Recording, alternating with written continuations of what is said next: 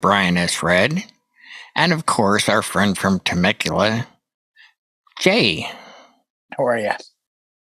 So, we had gotten quite a few inquiries and interest that people really enjoy some of our stories about the early days. And, tell us more about the club days and how you got into this. And then, Brian made a great suggestion, like, why don't we just tell them, how we got into it, the early days of our career. So, Brian, I'll let you take the first go. Well, I don't know where you want me to go with this specifically. Do you want me to talk about how I how did you got in the booth in the first place, or do you want me to talk about? Okay. How'd you get into music and into the booth? Well, into music is a totally another conversation, but I go with becoming a DJ. The transformation of I'm Brian who loves music. The next day, I'm Brian a DJ. Good idea. Oh, well, that's an easy one. So going back as far as I can remember, I mean, kid of the 70s, my mom would go to the disco with her friends and things, and that was just fascinating to me. Whenever I would see anything with the flashing lights and the dancing, I just thought that was so cool. That was like, the coolest thing about being an adult. I did. My first thought is like, what's he doing in a club? And then what's he doing? Driving, smoking, and club. No, I mean you're seeing it on TV. You're seeing it on Midnight Special or the movie Saturday Night Fever, or in the anytime there would be something on TV where it would be disco because it was a thing. You'd see the lights and the action, and I don't know. I just thought that was the coolest thing an adult could possibly do, like a young adult. Yeah. You got old people, you got kids, and you got people who go to discos. That's how I saw it. And all the cool people would go to the discos. We met girls. The closest thing I could get to disco was a skating rink because it had lights and it had a DJ. So I would do that. And that was my social thing. Oh man, probably from the time I was about 8 years old. I was going, and I wasn't very good at skating, but I got good at it. It was less about the skating and more about the music and the atmosphere and the sound and just the social environment for me, because it was, what we had available to us as kids. So when I was 13, I was going to this relatively new skating rink quite a bit. And there was a family who owned it. And the wife would go to the Columbia House, record and tape club to order the music for 11 cents. The skating rink. And never paid the rest. Never paid the rest off. Yeah. Right. 11 records for a penny. And you only got to buy one record at $50 in the next, 2 years or whatever. So anyway, I would go to the skate rental counter and help her pick out the best records because she didn't know. So it was just something to do, I'd go there. I'll talk to Jackie Juris and help her. Oh yeah, get this one, get that one. Oh no, don't get that one. It's only got one good song. This has got a lot of good songs on it. So, how old are you at this point? 13. Okay. So wow. So she would just buy the stuff I would tell her to buy, and it would always work. And there would be a lot of good songs on them because you want bang for your buck with that. Mm-hmm. And then so one day I was in line to go skating, and I always would go after school on Fridays. So I would walk from school to the skating rink in this little town I lived in and just wait for the doors to open. They didn't open until like 5, but I'd sit there and wait because there's nothing else to do. So I was always first in line, and she poked her head out of the little window and said, "Hey, the DJ isn't going to be here tonight. You need to do it." So, well, I don't know how to do it. She says, "Well, my daughter will show you. Just come on in. And if you do this for us and you clean the bathrooms before and after, I'll pay you minimum wage, and you're free to skate whenever you want. And the concessions is just like your refrigerator. Get whatever you want out of there." So it's like an ABC after school special, isn't it? Or is it just me? So I go in there, and her 10-year-old daughter takes me into the booth and says, "Okay, this is the mixing board. This is the crossfader. And these are the volumes for it. Here's the record players. Here's the records. all these switches over here for the lights. Have fun. So that's how it started. And the first record I dropped, I remember, was Joe Walsh, The Confessor. It was the first song I ever dropped. And it was a relatively new song at the time. So that's how I got into it. And the reason I kept doing it is because it's two reasons. It's the only thing anyone really asked me to do when it came to work. And the only thing anybody thanked me for doing.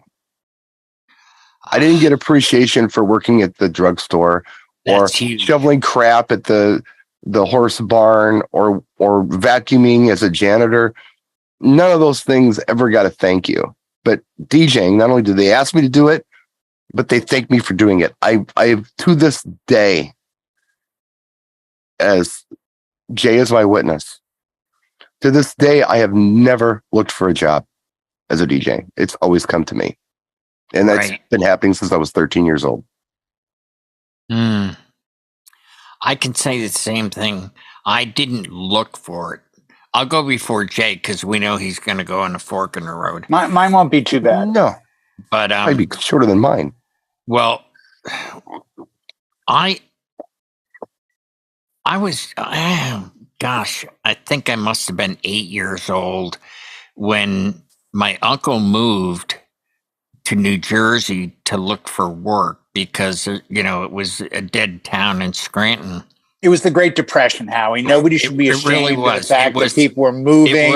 The wagons had to leave the West and go east. It was the 20s. You're right. You're correct. Don't be ashamed of that, Howie. 30s. But he came and so we had to double up as kids in the bedroom, and he got his own room. But what he would do is he made money on the side in bars playing country music with an acoustic guitar. Oh. And we could hear him playing. I'd knock on the door and I, come on in. And I would sit there and I was fascinated with the guitar playing and the way he could sing. And I was like, wow. Then I got an 8-transistor radio for Christmas one year. And all my allowance went to batteries to keep this thing under my pillow, kind of like reading comic books, with the covers, so you don't get caught by your parents. Did you have the one ear thing? Just the one ear. Yeah. With the cord, yes. I had that too. Yeah. And it was enough that I could listen to, well, in New York, it was like the Casey Kasem version of the Top 40 by Cousin Brucey. Cousin Brucey, yeah. This is Cousin Brucey. And he'd do the, the Top 40 countdown. And I was just fascinated. And I heard that song, I can't remember the title. Beethoven's Ninth Movement? No, not that one. No toilet stuff.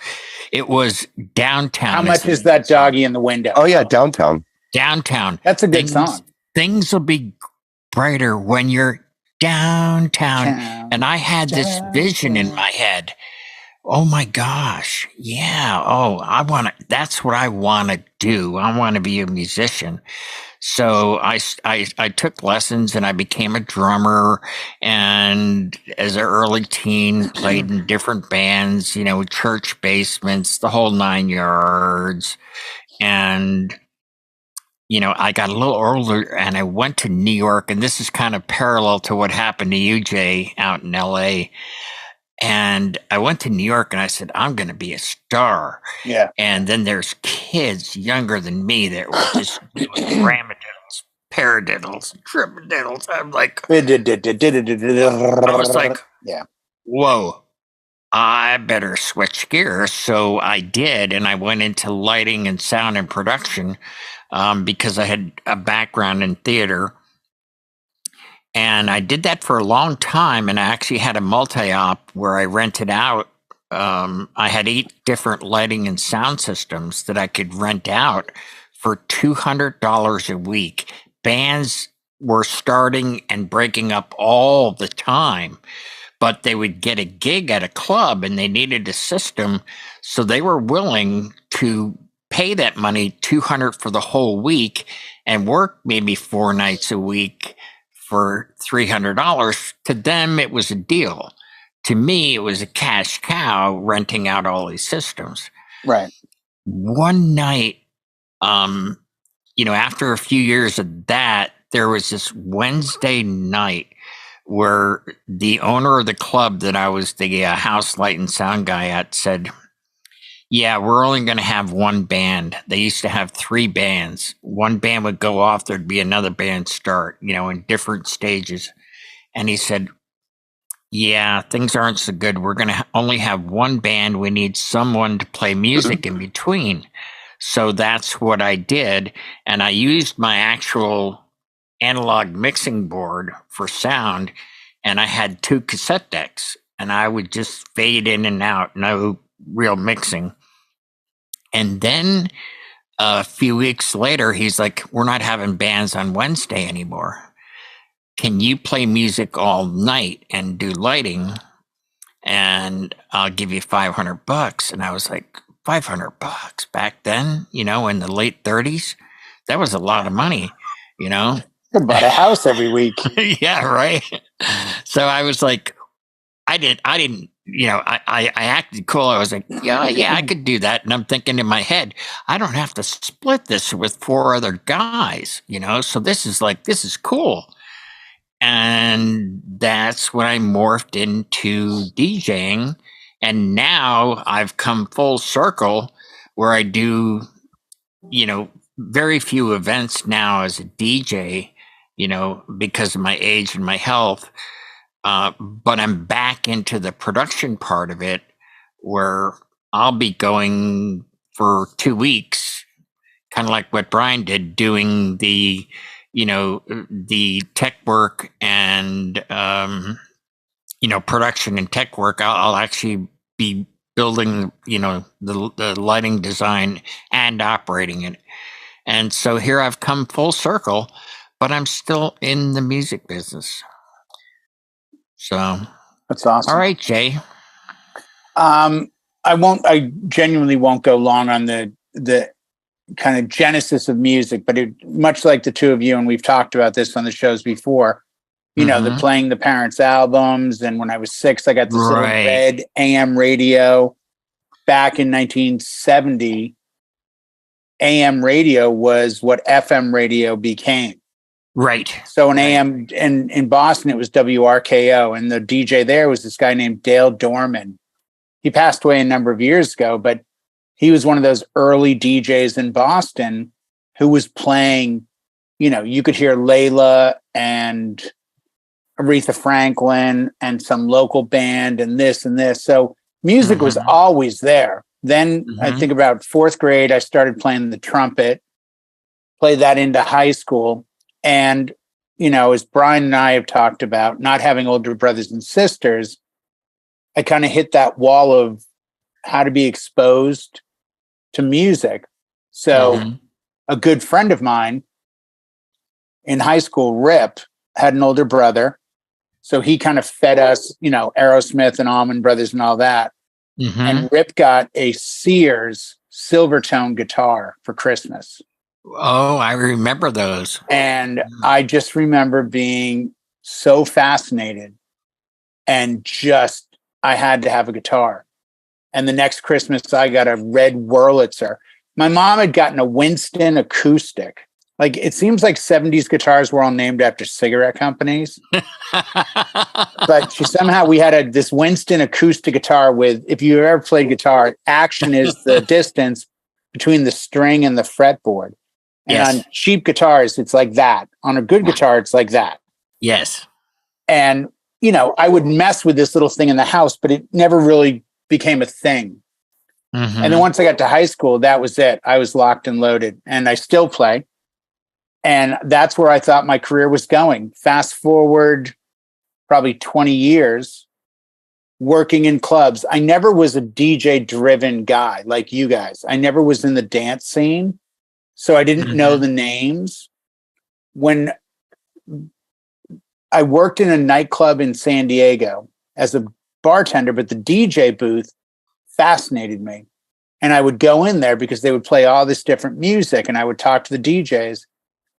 And I kept watching what they did. I'm like, what's that do? And they had a Rane MP44 mixer and a Denon 2000 Mark III dual CD player. And they were constantly on the mic. It wasn't a dance club. It was a club with dancers. If you can't figure that one out, good luck. So they were constantly flipping CDs in and out. And one Saturday, the DJ didn't show up. And I was bartending the opening shift. And the manager goes, hey, where's the DJ? I go, I don't know. Do you want me to turn the booth on? Do you know how? I said, yeah, I've hung out there like off shift and watched these guys work. It's really cool. He goes, go ahead, set it up.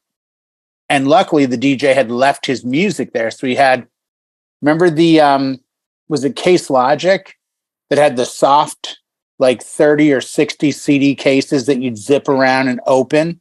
I still have some. I do too, in the garage. He had 4 of those. And I DJ'd the shift and bartended because it was dead. So I could put a song on and be like, hey, coming up next, Cinnamon. There, that's your giveaway. Then run back to the bar and make a couple drinks. It was dead.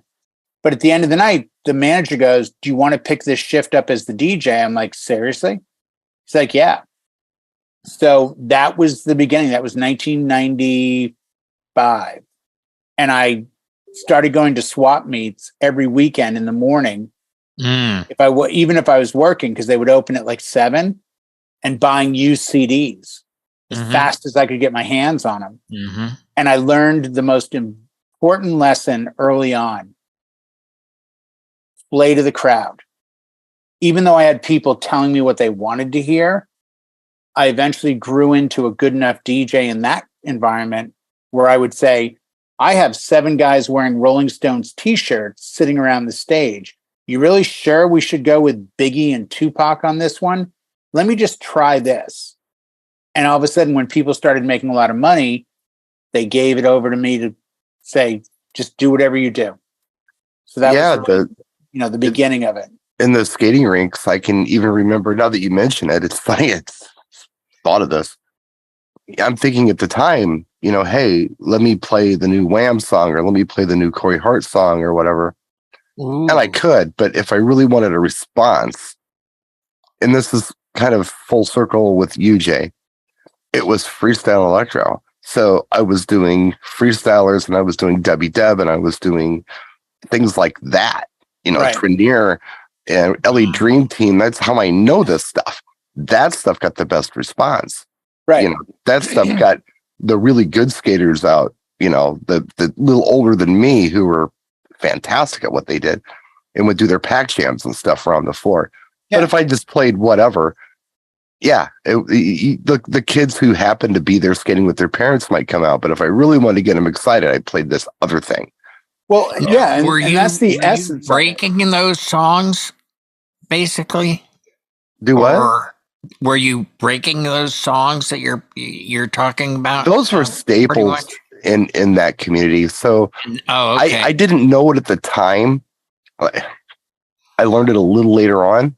That those were also staples in the Latin community. So they were big in the skating rinks, but they were also huge in the Latin community in general for clubbing or whatever. But at the time, I didn't know that. At the time, that stuff you didn't hear on the radio. That was underground stuff, but it was huge, in the club scene. Well, and I think that's where we all have that similarity, and it changes the dynamics very quickly. I talk to guys like, yeah, my friend was a DJ and I went to a wedding with him and a party and I became a DJ. I'm like, oh, cool. So you've got that environment, whereas we would bring DJs into the club all the time that would say, yeah, I want to work here because this is a cool environment. You make a lot of money. And what they never could grasp, the two things they couldn't get was you play to the crowd exclusively, but more importantly, you had to talk a lot. It was more of an MC gig. I mean, and it really was. It was a lot of MC, but where the money got made was when you got creative. When you would say to somebody, I'm going to play Typo Negative, love you to death, but I'm going to jump on stage and move the 4 par cans that are over the booth. I'm going to point 2 of them out, 2 of them straight, put a red gel on them. You come out and put your hands out like this. I'll fog the stage. I'll bring you out and hit the thing. And you'd see everyone's mouth drop. And all of a sudden, at the end of the 2 songs, you'd get $100 bill tip. Well, you're on an 8-hour shift. So the money was on a good night ridiculous. Yeah. But it allowed you to become creative. The other thing it allowed for me to learn was I knew my lane. I knew my metal. I knew my poppy stuff. I'm the first to admit I wasn't the dance like you guys did. I envy the knowledge you have of the old dance stuff. That wasn't the genre for me. I was from the rock side. Yeah. So I suddenly had people coming in and they would bring their music. The only downside was I had to either buy it or borrow it. There was no place to go for it. So I'd sit there and be like, oh, this is awesome. Who's Reverend Horton? I had one girl, Reverend Horton Heat was her. Oh my God. And I'm like, who's Reverend Horton Heat? You know? What happened? Wow. That's awesome. I know that, you were mentioning the guitar thing. I wanted to play guitar badly. Like that's what I wanted to do. And I did, through my 20s, I played something. Right. And it was rock that I was interested in. And, now that I look back on it, and we mentioned the older sibling thing, my brother was into rock. And in my mind, I'm thinking if I want to be cool like my brother, I'm going to be into rock, but the truth is, like my first favorite song was probably Who Loves You by Frankie Valli and the Four Seasons. And Rock the Boat by Hughes Corporations or Blackbirds Walking in Rhythm. I always gravitated towards R&B and soul music and disco music. That was what I loved. I liked the other stuff too. Right. If okay, you want to listen to an Ozzy song or you want to listen to a Bee Gees song? I mean, I might go Bee Gees. I mean, that's just no, and I totally get that. So I did it all. What I find even today, I love when bands or songs or artists, I love bridges that are great. Like Billy Joel is one of the best bridge writers on the planet. But I love melody. I love when songs don't go dun dun dun dun dun dun when they go different. When it like the Police always intrigued me because their melodies were off, their timing was off, but it was kind of like collective chaos. Like they knew what they were doing. Yeah, it's like whoa. Anytime your ears perk up and go, oh, that didn't sound right. What was that? Wait, rewind. Oh, I like that. There are a lot of neat songs like that. And that's why when I got into dance music, initially I was like, oh, this is great. They're changing this. They're doing this. Like I got really into trance before I got into house because trance, even though it's consistent, would have these weird ups and downs and breaks. Right. But I wasn't in that situation. Like only a few months after I left that job, which I did for 2 years as a DJ and then became the director of entertainment for the yacht company, where I was DJing 5 nights a week and at least 1 gig on the weekend. So week after week after week, it was part of my salary that I would DJ these 6 to 10 cruises.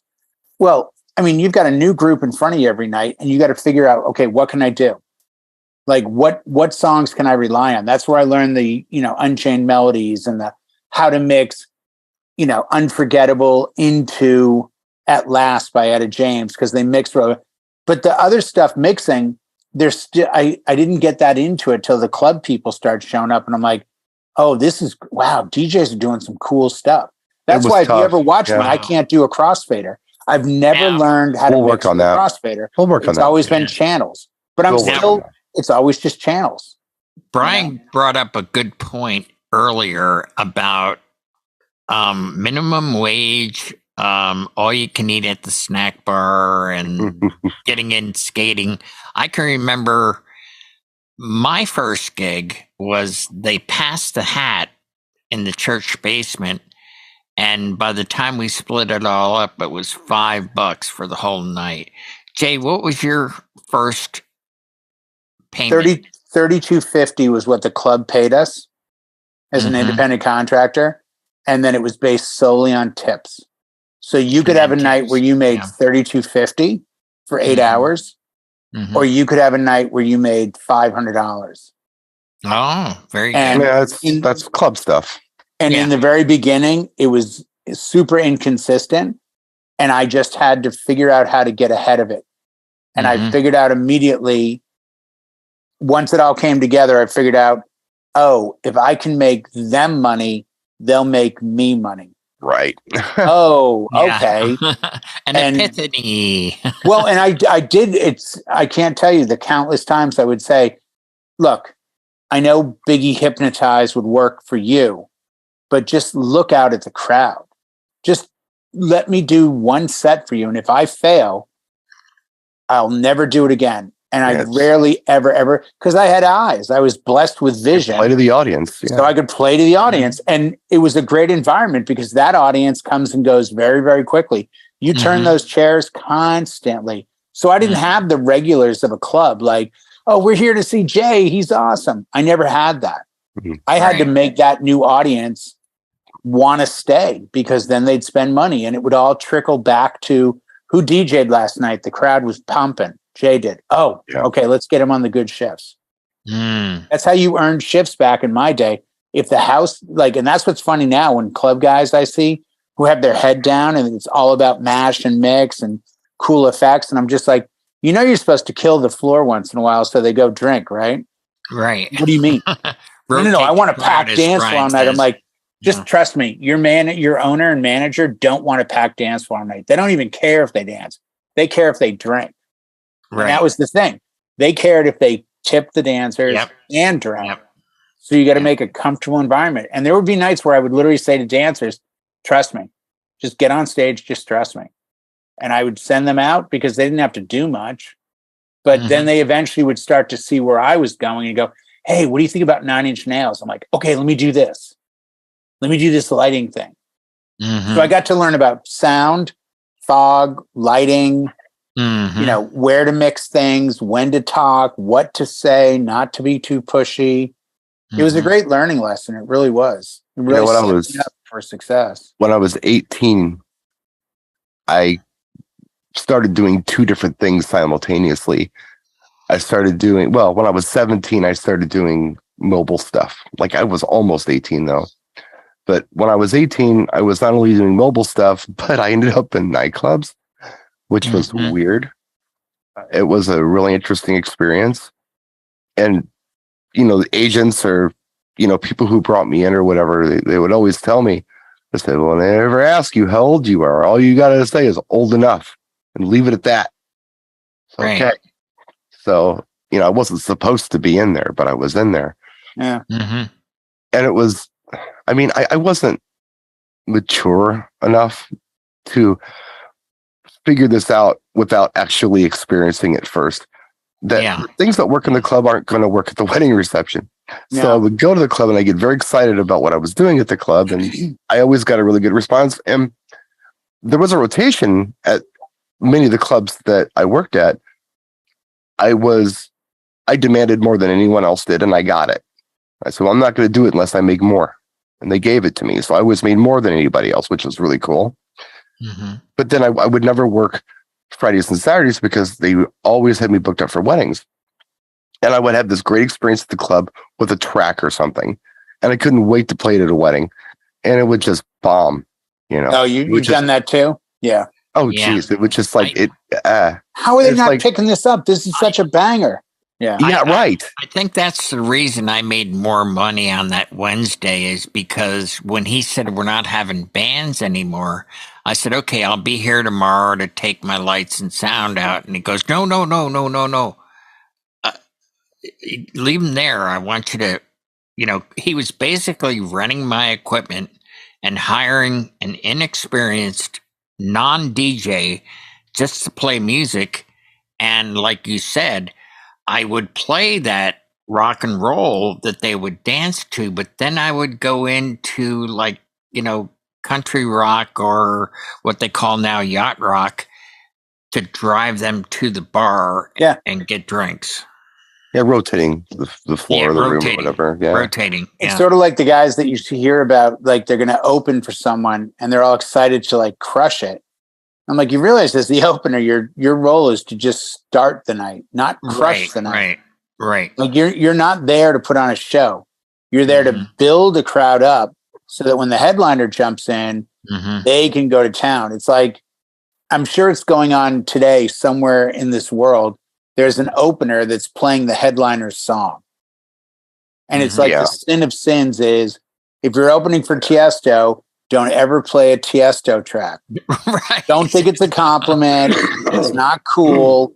There's just a protocol. And I think, when Brian was saying about bangers from one thing to a wedding, I would get excited like, oh man, Reverend Horton Heat, this song is killing.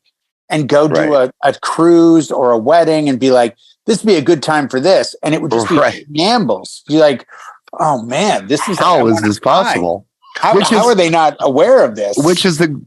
This is where I got the whole comedians versus DJs parallel because they do it with jokes all the time. Joke lands really good in Milwaukee one night. It's not necessarily going to land good in Chicago the next. No, true. It's the same thing. I mean, I can relate to what they go through. Well, I think it's a mental timing material. Almost. It's like, I did a gig last night and I've been doing this gig for this client for 15 years. It's a really great gig. It's a very high-end gig. It's a very high-end client, very politically connected. And this client is a former military, former U.S. attorney. I'm talking, okay, Jay, Christmas songs till 7:30, 6:30 to 7:30. 7:30 to 7:50, let's do more upbeat Christmas and some Motown. Then 7:50 to 8, let's do slow songs. Then 8 to 9:30 dance. Here's the list. Here's how long I want each song. And the reason I've been with him for 15 years is because I always say, you got it. I never argue and say, oh man, this is so wrong. He will ask me, what do you think of this? And I will tell him the truth. It's a very high paying gig.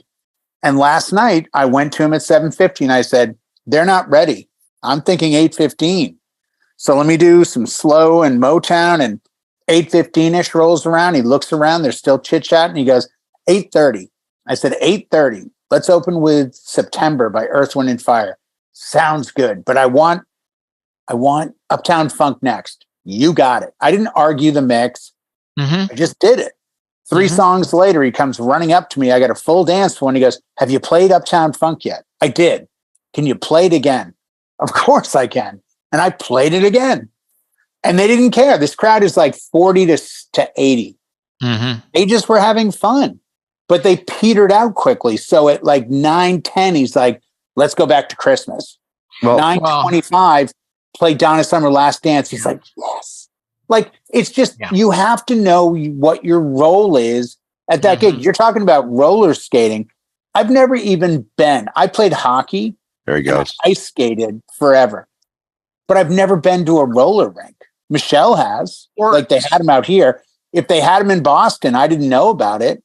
Well, it was the closest thing that I could get to that at the time. It was just... Well, was there ice skating too?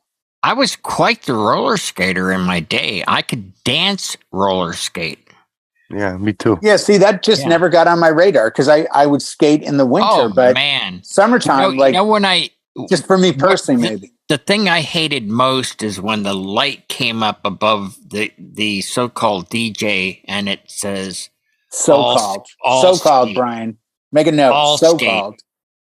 Well, at least where I was, they were just like, there would be gaps in between. It was just that, but my favorite was when it was couples only.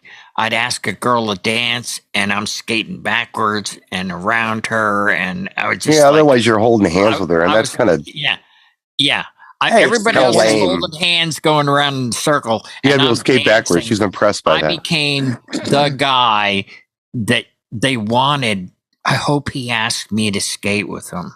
Well, imagine what it's like being 13 years old in that booth, seeing the girl and going ahead and just deciding it's couple skate time because you're close and you can jump over there and grab her real quick.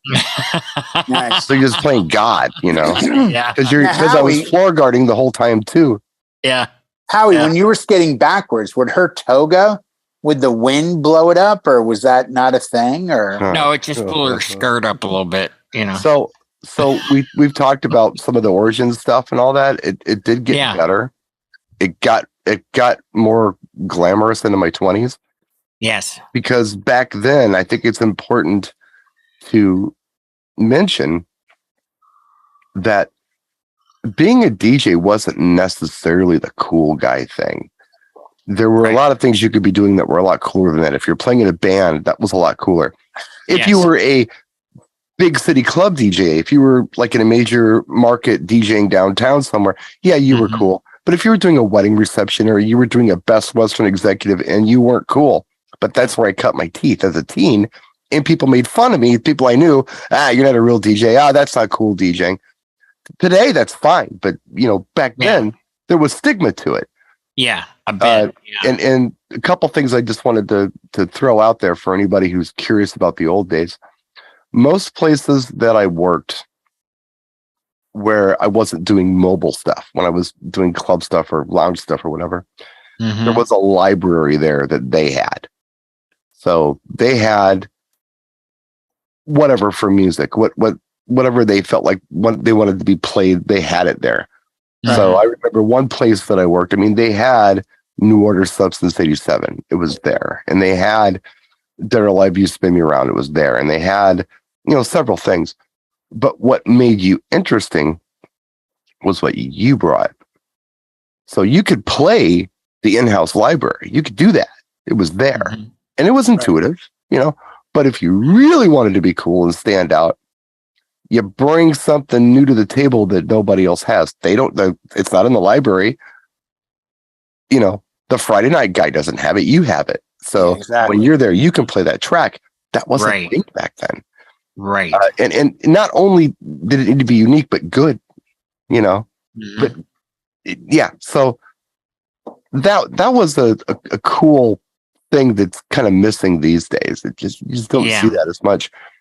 The glamour stuff. Yep. When I was 21, I was working downtown at our real club, and I was there. The math is goofy with me. I'm thinking I was there for, I want to say 7 years, but it was probably closer to 6, like 6 solid years. That's great. It was a residency, and I had a following, and I knew all the other guys that worked the other clubs too. So, we would VIP each other into each other's clubs, and we were all friendly. Nobody was cutthroat. Once you were down there, everybody was just cool. Cutthroat, those were for the suburb guys. Screw them. Yeah. The downtown guys, they were all cool with each other. Saw a lot of stuff. You didn't go through the management days where a new manager meant all new DJs, huh? Yeah. The place that I worked, it's still there. Funhouse. No, Safe House. The original owner passed away 2 years ago, I think.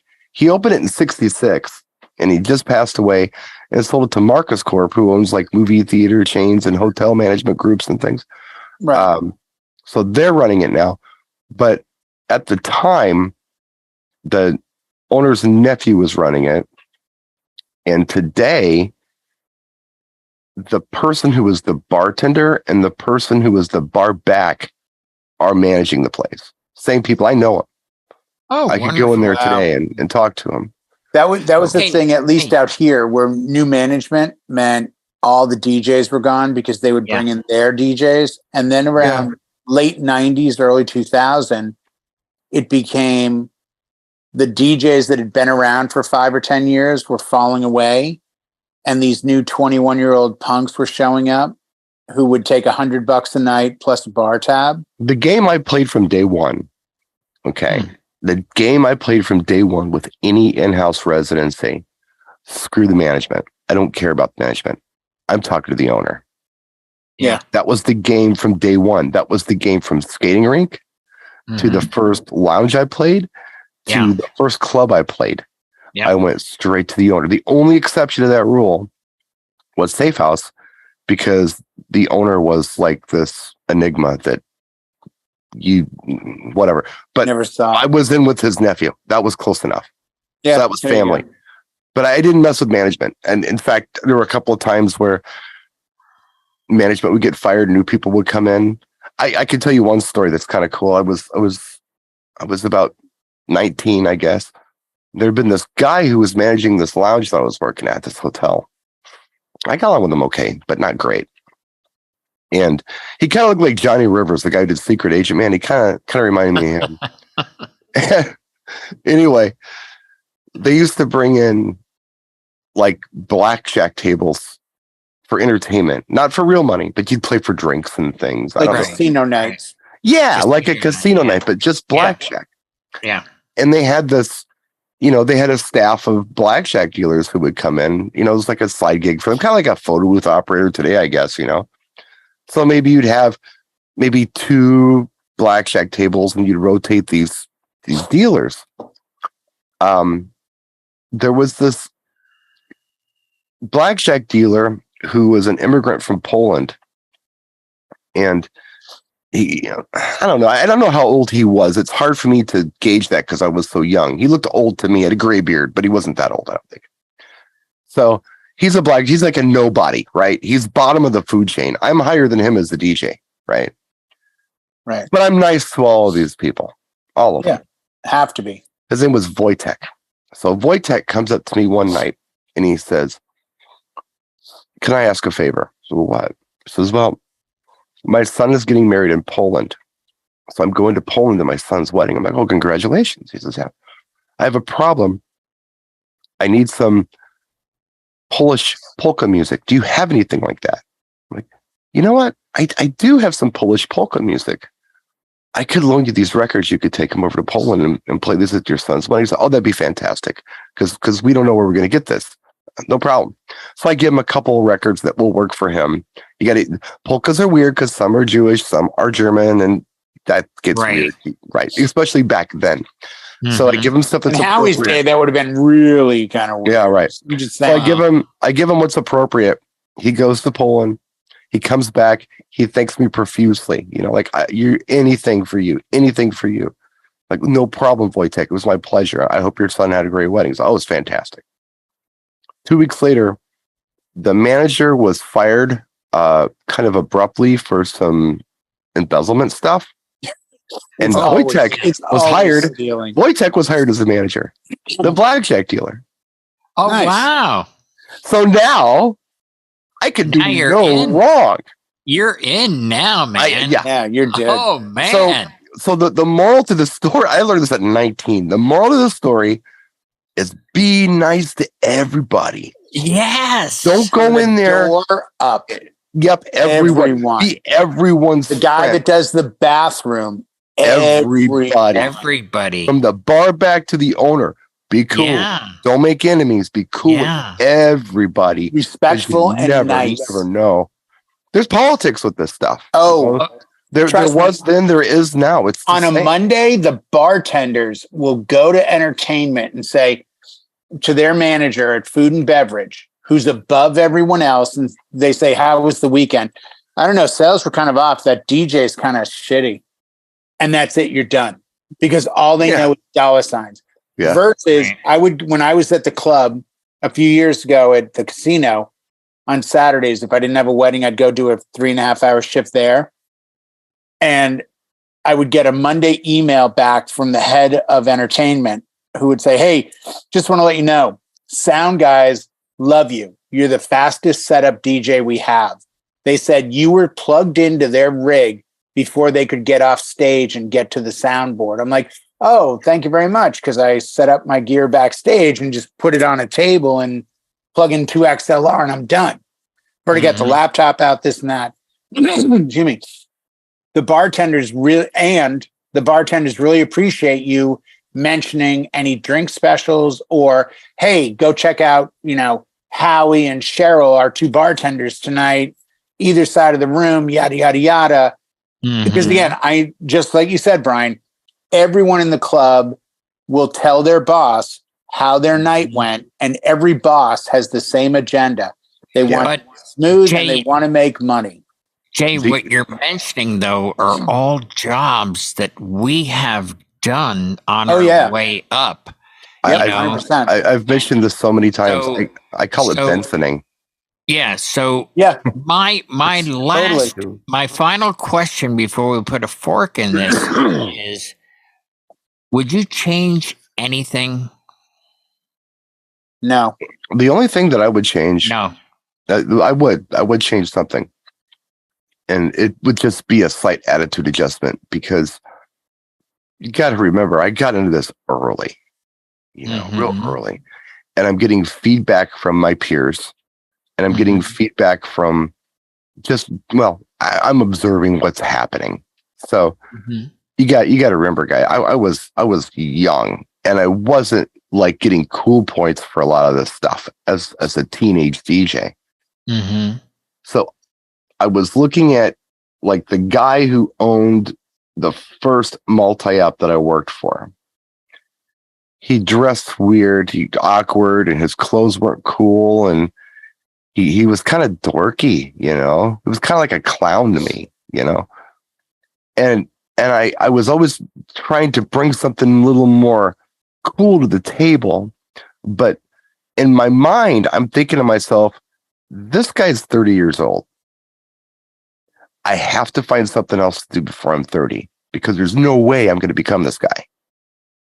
Right. In my mind, this was a short game. And I wasn't giving it the respect or the attention I should have been giving it, or taking it as seriously as I should have been taking it at the time. I don't like talking about myself a lot when it comes to this kind of stuff, but I'm really good at what I do. I've always been good at this. Like, this is my calling. This isn't something that I just do because it was interesting. I'm really good at this. That's why people keep asking me to do it. So it's a shame that I dismissed it like that. I shouldn't have done that. I should have known, hey, you don't have to be that guy. You can be your own guy. And well, that's some good insight. That's the only thing I would change is my attitude. Good insight. All right. Well, listen, thank you both for sharing. And I hope you folks that are making comments and asking for things, keep asking in the comment section whenever this goes up. And with that, we will see you next week.